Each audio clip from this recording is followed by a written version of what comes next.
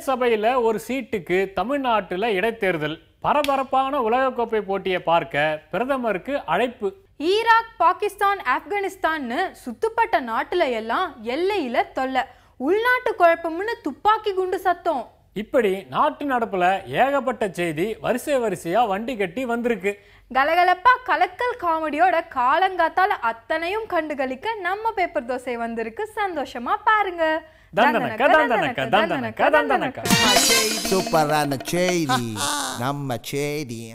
நடந்து முடிந்த நாடாளுமன்ற தேர்தல் வரவு செலவு கணக்கை அனைத்து கட்சி வேட்பாளர்களும் தாக்கு என்று தாக்கல் செய்ய கணக்கு வழக்கையெல்லாம் ஆணையம் சரிபார்த்து வருவதாகவும் அள்ளிவிட்ட காசிற்கு கிள்ளிவிட்ட கணக்கு சொல்கிறார் நமது துல்லியமான செய்தியாளர். தமிழ்நாட்டில் பொறியியல் படிப்பிற்கான தரவரிசை பட்டியலை உயர்கல்வி அமைச்சர் வெளியிட்டதாகவும் அதில் சென்னை மாணவர் சுந்தர நடேஷ் முதலிடம் பெற்றதாகவும் அண்ணா பல்கலைக்கழகம் பக்கம் ஒதுங்குகிறார் நமது படிப்பாளி செய்தியாளர். சென்னையில் பறக்க இருக்கும் மெட்ரோ ரயில் பெட்டியில் ஒரு முறை பயணிக்கும் டோக்கன் டிக்கெட், பல முறை பயணிக்கும் ஸ்மார்ட் கார்டு டிக்கெட் என்று இரு டிக்கெட்டுகள் அறிமுகப்படுத்த உள்ளதாக இல்லாத இடத்தில் சீசன் டிக்கெட்டை தேடி அலைகிறார் நமது ஓசி பயண செய்தியாளர். ராமநாதபுரம் மாவட்டம் தேவிப்பட்டணத்தில் அனுமதியின்றி கூட்டம் நடத்தியதாக RSS தலைவர்களை கைது செய்யப்பட்டதற்கு தமிழக காவல்துறையை மத்திய அமைச்சர் பொன் ராதாகிருஷ்ணன் கடுமையாக கண்டித்துள்ளதாக சட்டம் ஒழுங்கை கட்டிக்காக்க கிளம்புகிறார் நமது காவல் பிரிவு செய்தியாளர். கடந்த 2004ஆம் ஆண்டு கும்பகோணத்தில் 94 பள்ளி குழந்தைகள் பலியான விபத்திற்கு நீதிமன்றம் உத்தரவிட்ட பின்பும் விசாரணை ஆணையம் அமைக்காத தமிழக அரசு மீது நீதிமன்ற அவதூறு வழக்கு தொடங்கப்பட்டுள்ளதாக நீதியை தேடி அலைகிறார் நமது நியாயமான செய்தியாளர். ஜெயலலிதா, சசிகலா மீதான சொத்து குவிப்பு வழக்கை பெங்களூரு நீதிமன்றம் விசாரிக்க கூடுதலாக ஒரு நாள் தடை நீட்டிக்கப்பட்டுள்ளதாக வாய்தா வாங்குகிறார் நமது வாடிக்கையான செய்தியாளர். மத்திய அமைச்சர் கோபிநாத் முண்டே கார் விபத்தில் பலியானது தொடர்பாக CBI விசாரணை துவங்கிவிட்டதாக மோப்பம் பிடிக்க கிளம்புகிறார் நமது புலனாய்வு செய்தியாளர். பனிச்சறுக்கு விளையாட்டில் நடந்த விபத்தால் கோமா நிலைக்கு சென்ற ஃபார்முலா 1 கார் பந்தய வீரர் ஷூமேக்கருக்கு நினைவு திரும்பியதால் மருத்துவமனையில் இருந்து வீடு திரும்பிவிட்டதாக பெருமூச்சு விடுகிறார் நமது விளையாட்டு செய்தியாளர். BCCI அமைப்பின் முன்னாள் தலைவர் சீனிவாசன் ஊழல் புகாரில் சிக்கியுள்ளதால் ICC அமைப்பின் தலைவர் பதவிக்கு போட்டி போடக்கூடாது என போட்ட வழக்கை அவசரமாக விசாரிக்க முடியாது என உச்சநீதிமன்றம் தள்ளுபடி செய்துவிட்டதாக தடுமாறுகிறார் நமது யாக்கர்பால் செய்தியாளர் என்று கூறிக்கொண்டு நாங்களும் அடுத்த செய்திக்கு தாவுகிறோம். சைக்கிள், மினி பஸ், லேப்டாப், அம்மா வாட்டர், அம்மா உணவகம் வரிசையில் வந்து சேர்ந்திருக்கு அம்மா உப்பு. எல்லா விஷயத்திலையும் காரசாரமா இருக்கிற செய்தி உப்பு விவகாரத்துல மட்டும் என்ன உப்பு சப்பு இல்லாமலா இருக்கும்? நன்றி கடன் சென்டிமெண்டலா மக்களை கவுக்குற செயலுன்னு நல்லது கெட்டது பத்தி பேச்சும் ஆரம்பிச்சிருச்சு. அப்புறம் என்ன, காரசாரமா மாறி போன உப்பு சூடா சுவையா இருக்கான்னு பார்த்துட்டு வந்துருவோம். அம்மா உணவகம், அம்மா வாட்டர் பாட்டில் வரிசையில அடுத்து வந்திருக்கு அம்மா உப்பு. உப்பிட்டவரை உள்ளளவும் நினைன்னு சொல்வாங்க. அதனால தான் தன்னையும் தன்னோட ஆட்சியையும் தமிழர்கள் மறந்துடக்கூடாதுங்கிறதுக்காக அம்மா உப்பு கொண்டு வந்திருக்காங்க போல இருக்கு ஜெயலலிதா. ஆனா உப்பிட்டவரை பவர் கட் உள்ளளவும் நினைன்னு தமிழர்கள் புதுமொழி சொல்ல ஆரம்பிச்சிட்டாங்க. பின்ன என்னங்க, ஜூன் 1ஆம் தேதியிலிருந்து தமிழ்நாட்டில் பவர் கட் இருக்காதுன்னாங்க. அது வரைக்கும் சென்னையில இல்லாம இருந்த பவர் கட் ஜூன் 1ஆம் தேதியில இருந்து அப்பப்போ தலை காட்ட ஆரம்பிச்சிருச்சு. இப்படி அத்தியாவசியமான மின்வெட்டு பிரச்சனையை தீர்க்கிறதுல கவனம் செலுத்தாம அம்மா உப்பு தரேன், அம்மா உப்புமா தரேன்னு சொன்னா மக்கள் கடுப்பாவாங்களா இல்லையா? சரி, அப்படியே உப்பு வெளிச்சந்தையில விற்கிறதை விட குறைவான விலைக்கு தமிழ்நாடு அரசு தர்றது நல்ல விஷயம் தானேன்னு யோசிக்கலாம். நல்ல விஷயம் தாங்க, ஆனா அப்படி ஒன்றும் அத்தியாவசியமான விஷயம் இல்லையே. ஒரு சாதாரணமான குடும்பத்துக்கு ஒரு மாசத்துக்கு என்ன 10 மூட்டை உப்பா தேவைப்பட போகுது? ஒத்தை உப்பு பாக்கெட் இருந்தா போதும். ஆக மொத்தம் வெளியில விற்கிற உப்புக்கும் அம்மா உப்புக்கும் உள்ள வித்தியாசம் 5 ரூபாய்னு வச்சுக்கலாம். ஆக மொத்தம் ஒரு குடும்பத்துக்கே அம்மா உப்பு மூலமா கிடைக்க போற லாபம் வெறும்னே 5 ரூபாய் தான். அட, ஒரு பெரிய கூட்டு குடும்பம்னு வச்சுக்கிட்டா கூட 3 பேக்கெட் அம்மா உப்புல 15 ரூபாய் லாபம். ஆனா இந்த 5-10 லாபம் கொடுக்கிற அம்மா உப்புக்கு பேப்பர்ல பக்கம் பக்கமா கொடுக்கிற விளம்பரம் இருக்கே, அதுவே கோடிக்கணக்குல வருமே. கடை தேங்காயை எடுத்து வழிப்பிள்ளையாருக்கு உடைக்கிறதுங்கிறது இதுதானோ?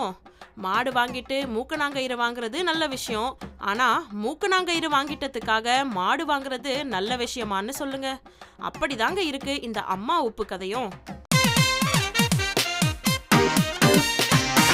உள்நாட்டு பிரச்சனை, வெளிநாட்டு பிரச்சனை, உள்ளூர் பிரச்சனை, உலக மகா பிரச்சனைன்னு எந்த பிரச்சனையை தொட்டாலும் கருத்து சொல்றத பத்தி நம்ம ஆளுங்க கலங்கவே மாட்டாங்க. அட்ராசக்கன்னு அடிச்சு துவச்சி காய போடுற அத்தனை செய்திகளையும் பிடிச்சி வச்சு கொண்டு வந்திருக்கோம் பாருங்க.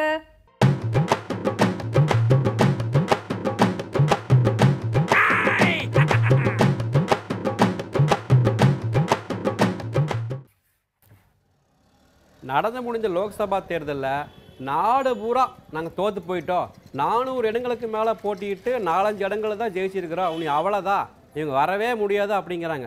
சும்மா இல்லைங்க, நாங்களும் 1,13,00,000 ஓட்டுக்களை வாங்கியிருக்கிறோங்க. எங்களுக்கு பின்னாடியும் கோடிக்கணக்கான மக்கள் இருக்கிறாங்க. அவங்களாம் எதுக்கு எங்களுக்கு ஓட்டு போட்டாங்க? ஒரு மாற்று அரசியல் வேணும், ஒரு நல்ல அரசியல் வேணும் தாங்க எங்களுக்கு ஓட்டு போட்டாங்க. நாங்களும் வருங்காலத்தில் பெரிய இடத்துக்கு வருவோங்க. ஆமாம், இப்படி நாங்களும் வருவோம்னு சொன்னது நான் இல்லைங்க, அரவிந்த் கெஜ்ரிவால்.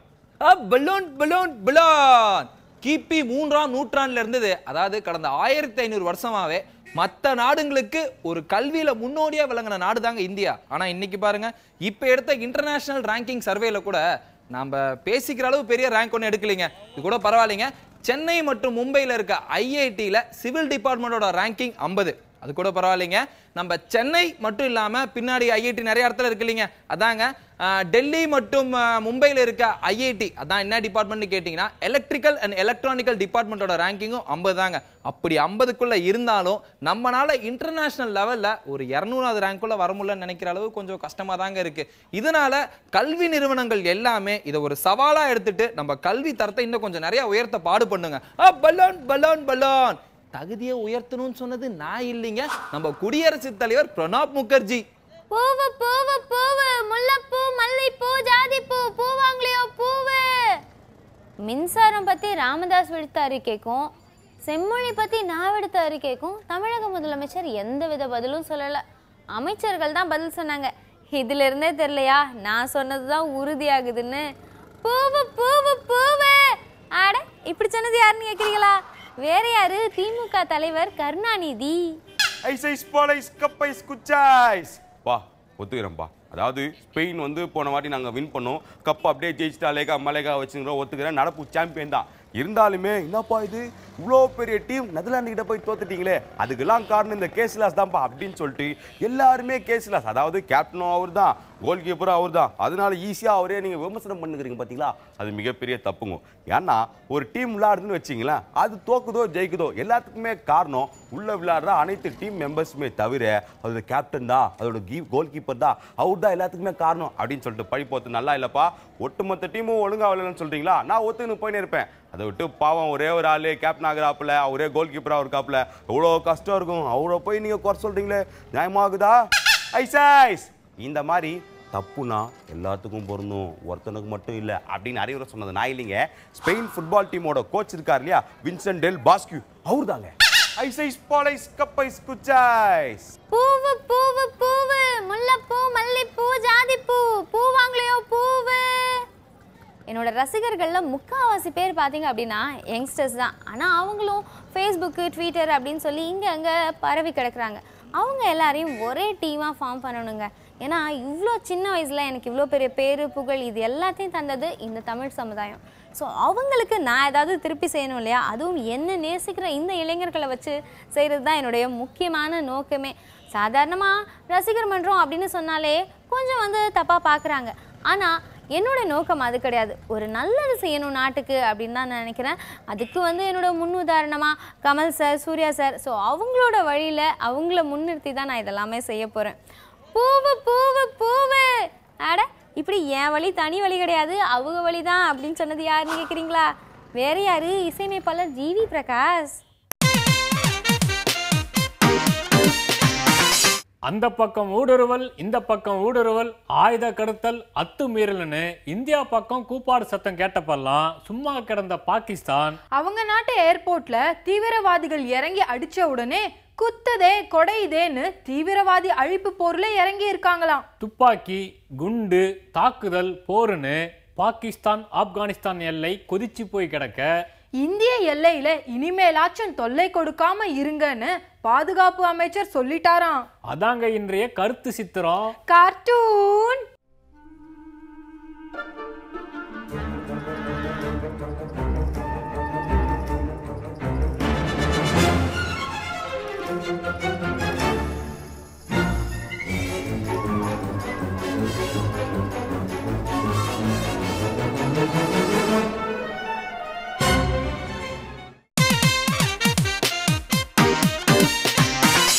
அப்புறம் பண்ணையாரே, என்ன 2 நாள் ஊர்ல ஆளைய காணோம்?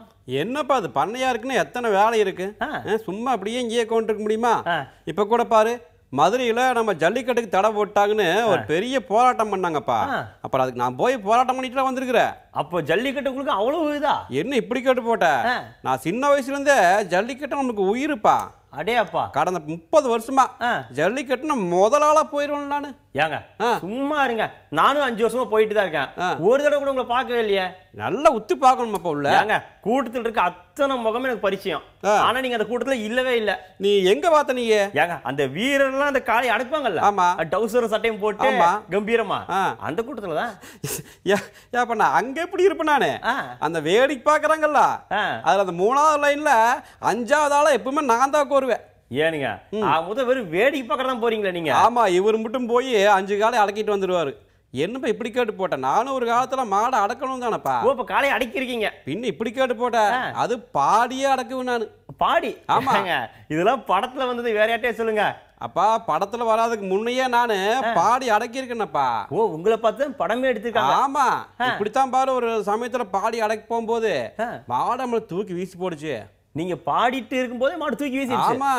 ஏன், என்னாச்சுங்க? அதுன்னு பாரு, அந்த காலைக்கு அன்னைக்கு காது கேட்காம போச்சு. காது கேட்காத காயிட்ட போனா அப்புறம் அந்த நிலைமை தான். இப்படி ஆகி போச்சு. சரி, அப்போ வந்து காளமாட்டுக்கும் அந்த ஜல்லிக்கட்டுக்கும் அவ்வளவு தொடர்பு இருக்கு உங்களுக்கு? கண்டிப்பா. சரி, இந்த ஜல்லிக்கட்டுங்கிற பேர் எதனால வந்துச்சுங்க? அது ஜல்லிக்கட்டு இல்ல, சல்லிக்கட்டு. ஓ, இந்த விழா காலத்துல அந்த மாடுகளுக்கு கழுத்துல ஒரு வளைய மாட்டை மாட்டி விடுவாங்க. இந்த புளிய மரம் இருக்கு இல்லையா, அதோட மரத்தோட இதை எடுத்து வளைய மாட்டை கட்டுவாங்க. அதுக்கு பேர் சல்லின்னு சொல்லுவாங்க. சரிங்க. அது மட்டும் இல்லாம அந்த காலத்துல பணம் எல்லாம் கிடையாதுல்ல, சல்லி காசுன்னு சொல்லுவாங்க. ஆமா ஆமா, சல்லி காசுக்கு வக்கலாதம்பாங்க. ஆமா, அதே என்னை பார்த்து சொல்றேன். உங்களை பார்த்துன்னு சொல்லணும் தோணுச்சு. தோணும், நல்ல விஷயமெல்லாம் இருக்குது, அதெல்லாம் தோணாது. ஆனா இது மாதிரி பழமொழிகள்ல இப்ப நான் வருது பாத்தியா, அந்த சல்லி காசை அந்த மாட்டோட கொம்புல ஒரு துணியில வச்சு கட்டி விட்டுருவாங்க. ஓ, அதை யாரு அடக்குறாங்களோ அவங்களுக்கு அந்த பணம் சொந்தம். ஓ, சரி சரி. அது மட்டும் இல்லப்பா, இந்த ஜல்லிக்கட்டுலயே நிறைய விதம் இருக்குது. ஓ, வகைகள். ஆமா, இப்ப நம்ம அலங்காநல்லூர் வாடிப்பட்டி பகுதியில எல்லாம் பாத்தீங்கன்னா அந்த மாட்டு அந்த வாடி வாசல்னு சொல்றோம் இல்லையா, அந்த மாடு வெளியே வரும். அந்த இடத்துலயே வந்து நம்ம வீரர்களா பிடிப்பாங்க. சரிங்க. அந்த மாட்டோட திமிர்னு சொல்றோம் இல்லையா, மேல அதை கொஞ்சம் தூரம் பிடிச்சிட்டே போச்சுன்னா அவங்க ஜெயிச்சாச்சுன்னு அர்த்தம். சரிங்க. இது ஒரு வகையான ஜல்லிக்கட்டு. சரிங்க. உன்னி சில பக்கம்லாம் பாத்தீங்கன்னா வேலி மஞ்சி விரட்டுன்னு சொல்லுவாங்க. அந்த பெரிய மைதானத்துல அந்த மாட்டை அவுத்து விட்டுருவாங்க. அது இஷ்டப்படி ஓடு. இந்த பின்னாடி அந்த வீரர்கள் துரத்திட்டே ஓடுவாங்க. சரிங்க. இது மஞ்சு விரட்டுன்னு சொல்லுவாங்க. உன்னி சில பக்கமெல்லாம் வட தமிழ்நாட்டுல எல்லாம் வட மஞ்சு விரட்டுன்னு சொல்லுவாங்க. அதாவது வடை சாப்பிட்டுட்டே மாடு பிடிக்கிறது. அட அது இல்லப்பா, வடை இல்ல, வடம். வடம்.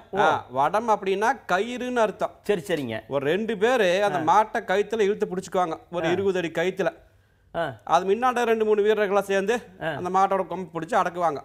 இது மாதிரி நிறைய வகை இருக்குதுப்பா ஜல்லிக்கட்டுல.